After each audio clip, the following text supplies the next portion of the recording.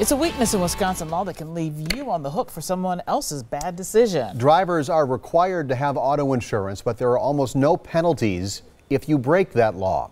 One lawmaker's latest attempt to crack down on people who drive illegally has hit a roadblock in Madison. Of all the drivers on the road in Wisconsin, Shawn Masters had to cross paths with one who was not paying attention. At the time, I couldn't even comprehend what was going on. Like, what just happened? Did my car blow up? In January of 2017, he was driving with his wife and daughters on Blue Mound Road in Waukesha. Another car ran a red light, destroying their van in a terrifying crash. To be completely blindsided was probably one of the worst feelings I've ever felt in my life. What felt even worse was his wife's head. Jessica went to the hospital in an ambulance where she heard some bad news. When I was in the ambulance, there was discussion at the time that it didn't appear that they didn't have insurance. So you overheard some things? Yeah.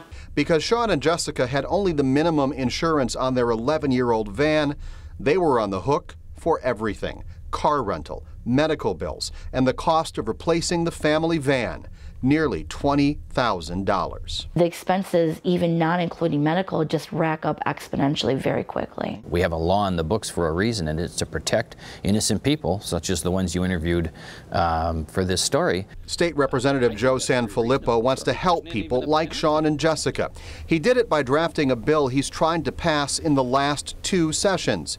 It would strengthen existing law with steeper fines and force drivers caught without insurance to prove they're covered. It's really a slap in the face to every citizen in this state who follows the law and purchases insurance. But Sanfilippo's fellow Republicans never even let his bill come up for a hearing, even though it was a key safety issue in the party's forward agenda. It's rather mystifying why we are having such a problem getting this bill passed, so that we actually have some teeth in the law, and the law does some good. Sanfilippo was trying to solve a problem that just keeps getting worse. When the I-Team first looked at this problem in 2014, there were 14,510 crashes across Wisconsin involving an uninsured driver. For 2017, uninsured drivers were involved in more than 18,000 crashes, 61% of them, more than 11,000, happening right here in southeast Wisconsin. The I-Team asked Assembly Speaker Robin Vos why this bill never even had a hearing. His spokeswoman commended Sanfilippo's work, but said the bill did not garner enough support to make it through the committee process. So Sanfilippo will just try again. This is a problem that's not going away. It's getting worse. In the meantime, uninsured drivers in Wisconsin have little incentive to obey the law, which leaves victims like Shawn and Jessica frustrated with a system that lets it happen. People have to be held accountable.